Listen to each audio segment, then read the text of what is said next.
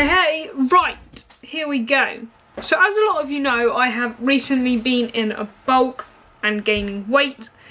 As a teenage girl, this was so very hard, but I had some great support from some great people, especially like my macros coach, who's Kendall, the flexible foodie. Like, she was awesome throughout the 4 weeks that she was coaching me and kept me really positive about it, which it was the best start that I actually could have wished for, because otherwise I probably wouldn't have, I would have just blocked out and just gone, no, I don't want to do it. But I did it, and I'm now maintaining weight. Actually over Christmas I might just bulk a little bit by accident, because I do plan on kind of just letting go a little bit, and I've got the room for it as well.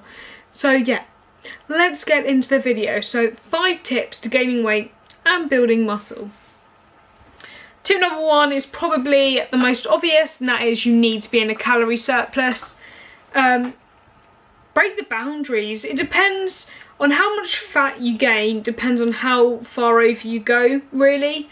I kind of stayed as a really lean bulk, so I was doing 0.5 pound increase per week. And I was probably only going about 150 to 200 over my maintenance. Kind of thing. But you know, if you're not bothered about fat gain, some people might go up to 500 more.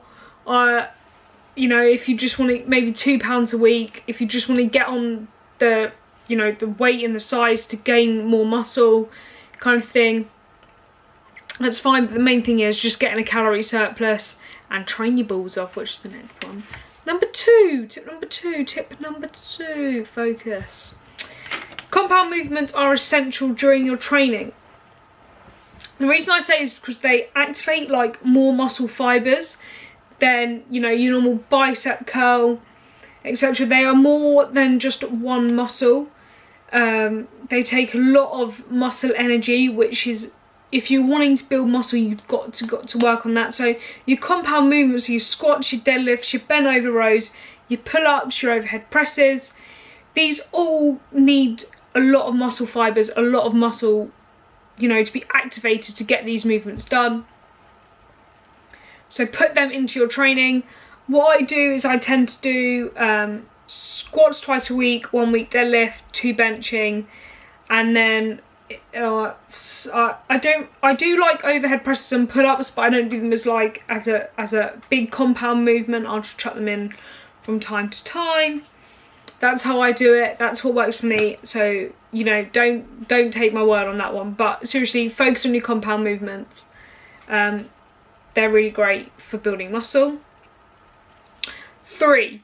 Now I'm quite little. I'm 5'1", and so when I upped calories, it was more, can I fit all this food in and not feel sick because I'm so full? So you need to focus on really like calorie dense foods. For example, like peanut butter is so essential.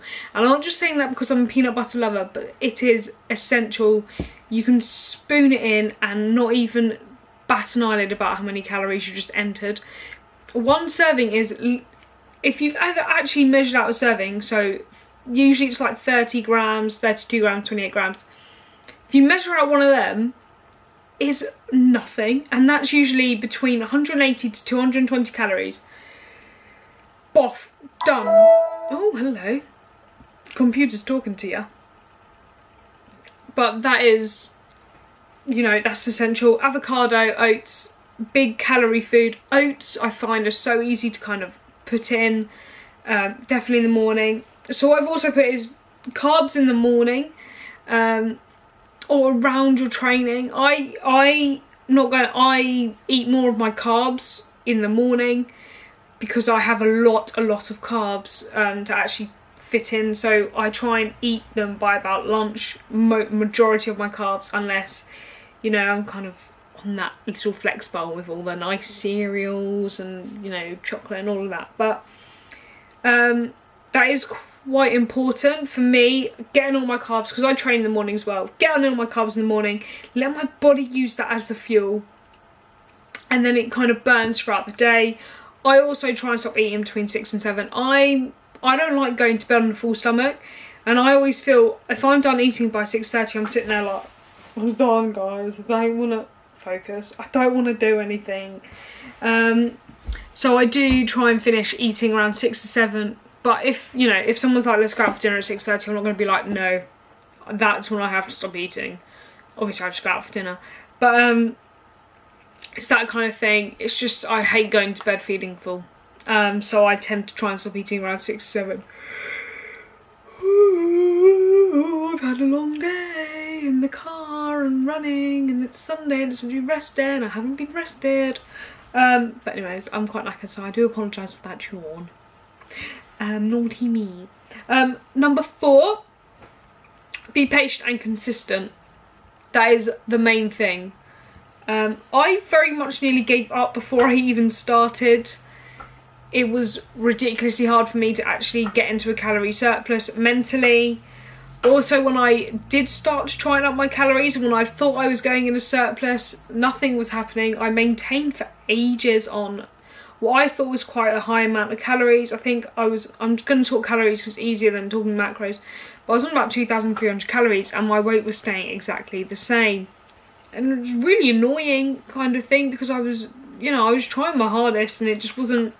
So I was kind of just a bit like, yeah.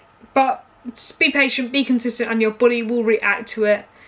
That's also why I got a coach, because I just need that little bit of extra help, a little bit of a tip.